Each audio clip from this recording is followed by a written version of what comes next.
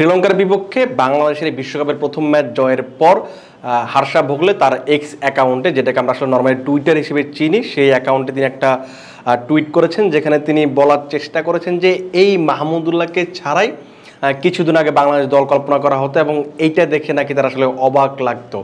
তারা আসলে অবাক লাগারই কথা, কারণ মাহমুদুল্লাহ রিয়াদের সঙ্গে লাস্ট এই যে জাতীয় দলে ফেরার আগ পর্যন্ত যেটা হয়েছে সেটা কিন্তু আসলে একটু অন্যরকম ব্যাপার ছিল। কিন্তু আসলে আমরা আসলে মাহমুদুল্লাহ রিয়াদকে নিয়ে কথা বলবো না, আপনার হাতে হয়তো আপনারা বল দেখছেন, আমরা আসলে আজকে বোলারদের নিয়ে কথা বলবো, কারণ আমার কাছে যেটা ব্যক্তিগতভাবে মনে হয় আজকের ম্যাচটা জয়ের পুরো কৃতিত্ব বলারদের দিতে হবে। আপনি দেখুন একদম শুরু থেকে শুরু করুন।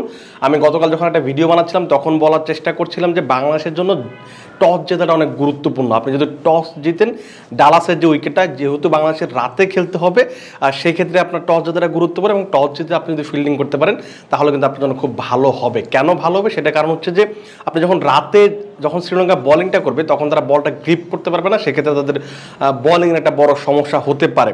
এই কারণে কিন্তু আমি বলেছিলাম, এবং বাংলাদেশের আসলে সেটাই ঘটেছে। বাংলাদেশে টস জিতেছে, নাজমুল হোসেন শান্ত মানে খুব স্বাভাবিকভাবেই তিনি বোলিং করার সিদ্ধান্ত নিয়েছেন। কিন্তু বাংলাদেশের শুরুটা কিন্তু একেবারেই ভালো ছিল না। প্রথম নিশাঙ্কা দারুণ শুরু করেছিলেন, যদিও তাসকিন আহমেদ কুশল মেন্ডেসকে ফিরিয়েছিলেন, কিন্তু আমার কাছে মনে হচ্ছিল তাসকিন যে প্রথম ওভারটা বোলিং করেছেন ইনজুরি থেকে ফেরার পর, সেই ওভারে তিনি আসলে লাইন লেন্থে আসলে অনেক গড়বড় করে ফেলছিলেন। ডালাসের যে উইকেট, টিভি স্ক্রিনে একটা স্ট্যাট দেখছিলাম, সেই স্ট্যাটে বলার চেষ্টা করা হচ্ছিল যে এই উইকেটটাতে আপনি যদি হার্ড লেন্থে বোলিং করতে পারেন, যেটা হচ্ছে 8 থেকে 10 মিটার দূরত্বে, এবং ব্যাক অফ লেন্থে বোলিং করতে পারেন, সেইটা কিন্তু আসলে পেস বোলারদের জন্য কাজে দিবে। এবং সেইটা কিন্তু আস্তে আস্তে বাংলাদেশের বোলাররা যখন বুঝতে শুরু করলো সেটা কিন্তু আসলে কাজে দিচ্ছিল। তাসকিন আহমেদ উইকেটটা নিলেন, তারপরে পাওয়ার প্লে শেষ ওভারে নাজমুল হোসেন শান্ত মুস্তাফিজুর রহমানকে আনলেন এবং তিনি আসলে কামিন্দো ম্যান্ডিজের উইকেটটা তুলে নিলেন। তারপর থেকে কিন্তু বাংলাদেশ আস্তে আস্তে আসলে ঘুরে দাঁড়ানো শুরু।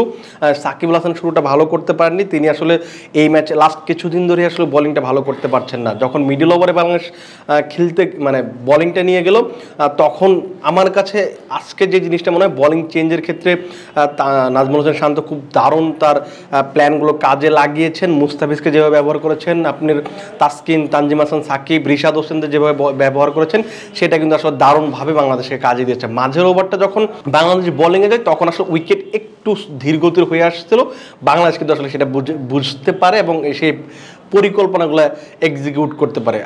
বোলিংয়ের স্পেসিফিক আমরা বোলিং নিয়ে কথা বলবো। তাসকিন আহমেদ তিনি আসলে মাসখানেক ধরে ইনজুরিতে পড়েছিলেন, সেই জিম্বাবুয়ে সিরিজে তিনি ইনজুরিতে পড়েছিলেন, তারপরে তিনি আসলে ম্যাচ খেলার সুযোগ পাননি। যুক্তরাষ্ট্রের বিপক্ষে তাকে খেলানো হয়নি, ভারতের বিপক্ষে যে প্রস্তুতি ম্যাচটা ছিল সেখানেও তাকে কিন্তু খেলানো হয়নি। এইটাই আসলে তার প্রথম ম্যাচ গত 1 মাসে। সেই তুলনায় আপনি যদি মনে করেন যে একজন ক্রিকেটার একজন পেস বলার যখন ইনজুরি থেকে ফেরে তার কাছ থেকে আপনি এর চেয়ে বেশি আসলে প্রত্যাশা করতে পারেন না। 2টো উইকেট নিয়েছেন, 25টা রান দিয়েছেন, এবং তাসকিনের আরও একটা স্ট্যাট যেটা আপনাকে আসলে আনন্দ দিতে পারে, সেটা হচ্ছে যে 2022 টি-20 বিশ্বকাপের পর থেকে এখন পর্যন্ত তাসকিন 16টা ম্যাচ খেলেছেন, যেখানে 30টা উইকেট নিয়েছেন, 14 এভারেজ, স্ট্রাইক রেট হচ্ছে 12, এবং তার ইকোনমি হচ্ছে 6.8। এবং আরেকটা জিনিস হচ্ছে সেটা যে তিনি এখন পর্যন্ত এই 16 ম্যাচের কোনোটাতে তিনি আসলে উইকেট লেস ছিলেন না। তাসকিনের এই ফেরাটা কিন্তু বাংলাদেশের জন্য অবশ্যই দারুণ খবর। সেই সঙ্গে মুস্তাফিজুর রহমান আইপিএলে বেশ ভালো করেছিলেন এবং যুক্তরাষ্ট্রের সিরিজও ভালো করেছেন, জিম্বাবুয়ের বিপক্ষে ভালো করেছিলেন। সেই যুক্তরাষ্ট্র সিরিজে তো তিনি আরও 10 রানে 6টা উইকেট পেয়েছিলেন। তার উপর আসলে সবচেয়ে বড় ভরসা ছিল, আমরা কয়েকদিন ধরে ভিডিওতে বলছিলাম যে মুস্তাফিজ আসলে বাংলাদেশের সবচেয়ে বড় আশা হয়ে উঠতে পারে পেস বোলিংয়ে। তিনি কিন্তু সেটা করতে পেরেছেন। তিনি কিন্তু আসলে তাদের যে উইকেটগুলো ছিল দারুণ সবগুলো ব্যাটসম্যান ছিল, সেই ব্যাটসম্যানদের তিনি আউট করেছেন। বাংলাদেশে আসলে ম্যাচে ঠিকঠাকভাবে রেখেছেন, 17টা রান দিয়েছেন, 3টা উইকেট নিয়েছেন। মুস্তাফিজ একদম কি জন্য বলে একটা মাস্টার ক্লাস বোলিং করেছেন এবং পয়সা উসুল বোলিং। আপনি এই মুস্তাফিজের কাছ থেকে, মুস্তাফিজ যে মানের বোলার, তার কাছ থেকে এর বেশি আসলে প্রত্যাশা করতে পারেন না। তিনি আপনাকে একদম তার নিজের সেরাটা ঢেলে দিয়েছেন। কিন্তু বোলিংয়ের যদি কথা বলেন আপনি, মুস্তাফিজ তাসকিনের কথা বলছিলাম, কিন্তু আমার কাছে মনে হয় আজকের বোলিংয়ের নায়কটা হচ্ছেন রিশাদ হোসেন। কেন? সেটা একটা বড় কারণ হচ্ছে যে রিশাদ হোসেন যখন নিজের 3য় ওভারে বোলিং করতে আসলেন, প্রথম 2 ওভারে তিনি 16 রান দিয়েছিলেন, কোনো উইকেট পাননি।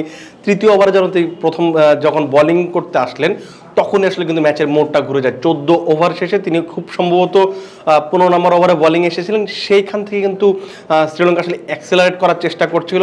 আসালাঙ্কা ব্যাটিংয়ে ছিল, ধনঞ্জয় ডি সিলভা ছিল, তাদের একটা প্রচেষ্টা ছিল যে সেখান থেকে যদি তারা অ্যাক্সেলারেট করতে পারে, সেই 6 ওভারে যদি তারা 60 থেকে 70 রান করতে পারে, তখন কিন্তু শ্রীলঙ্কার স্কোরটা হচ্ছে 170 বা 175-এর দিকে চলে যেতে পারতো। এমন একটা সময় তিনি আসালাঙ্কাকে ফেরালেন, সেই ওভারে ওয়ানিন্দু হাসালাঙ্কাকে ফেরালেন। এই যে 2 বলে 2টো উইকেট তুলে নিলেন, যারা কিনা বাংলাদেশের মাথা ব্যথার কারণ হতে পারতো, যারা কিনা এই শেষ 6 ওভারে বাংলাদেশের বোলারদের আসলে তুলোধুনো করতে পারতো, এমন 2জন ব্যাটসম্যানকে ফেরালেন এবং বাংলাদেশ কিন্তু সেই ম্যাচটা তখন আসলে ঘুরে গেল এবং তারপর থেকে কিন্তু আর শ্রীলঙ্কা ঘুরে দাঁড়াতে পারেনি। সেখানে একটা জিনিস হচ্ছে যে বাংলাদেশ শেষ 8 ওভারে মাত্র একটা বাউন্ডারি কনসিড করেছে। আপনাকে তাহলে এই স্টেটটা বোঝার পর, বা 8 ওভার মানে হচ্ছে 48 বলের ভিতরে আপনি 47টা বলে কোনো বাউন্ডারি কনসিড করেননি, আপনাকে বুঝে নিতে হবে যে বাংলাদেশ কত ভালো বোলিং করেছে।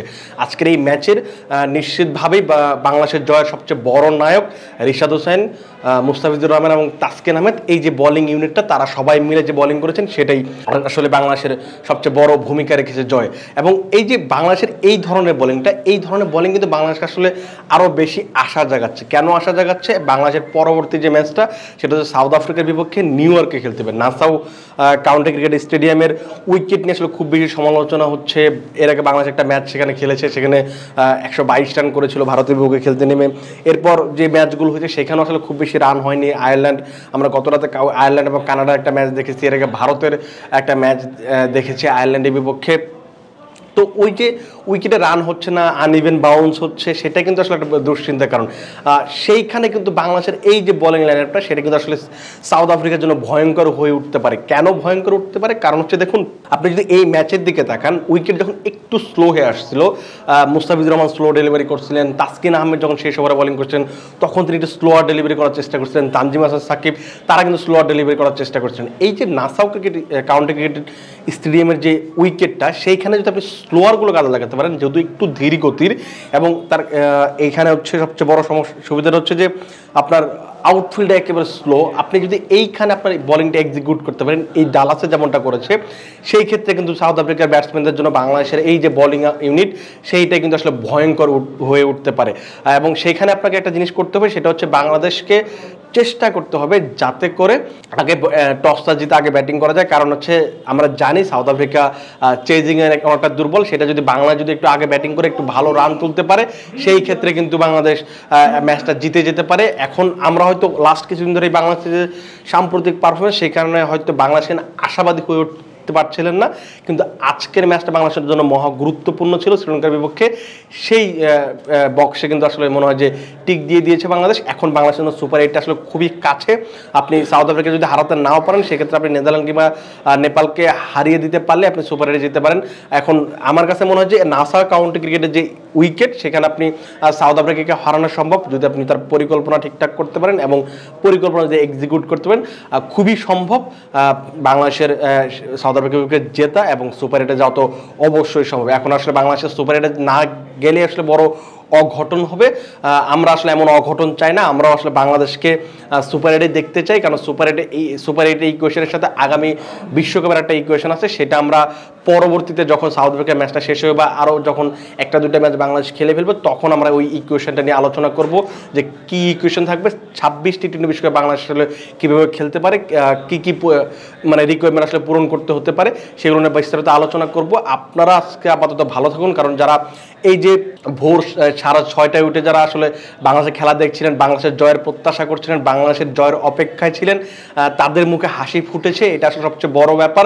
আমি নিশ্চিত যে বাংলাদেশের মানুষ আরও বেশি এই বিশ্বকাপ ঘিরে একটা প্রত্যাশী হতে পারবে, একটু আরও বেশি আশাবাদী হতে পারবে। বাংলাদেশের মানুষকে যেন আসলে আশাবাদী করে তুলতে পারে বাংলাদেশ ক্রিকেট টিম, সেটা আসলে তাদের প্রচেষ্টা অবশ্যই থাকবে। পুরস্কার বিতরণ অনুষ্ঠানে এসে নাজমুল হোসেন শান্ত, ক্রাউড যারা ছিলেন, তাদের সবাইকে ধন্যবাদ জানিয়েছেন। নিশ্চিতভাবে তিনি বাংলাদেশের যে মানুষগুলো আসলে ভোর 6:30 উঠে বাংলাদেশের খেলা দেখছেন, নিশ্চিতভাবে তাদেরও ধন্যবাদ জানিয়েছে। আজকে আসলে সবারই খুশির দিন, কারণ বাংলাদেশ যেভাবেই জিতুক না কেন, বাংলাদেশ জয় পেয়েছে, সেটি আসলে সবচেয়ে বড় কথা। আগামী নতুন কোনো ভিডিও বানানোর আগে, নতুন কোনো ভিডিওর আগ পর্যন্ত আপনারা সবাই ভালো থাকুন, সুস্থ থাকুন এবং অবশ্যই ক্রিক ফ্রেঞ্জির সাথেই থাকুন।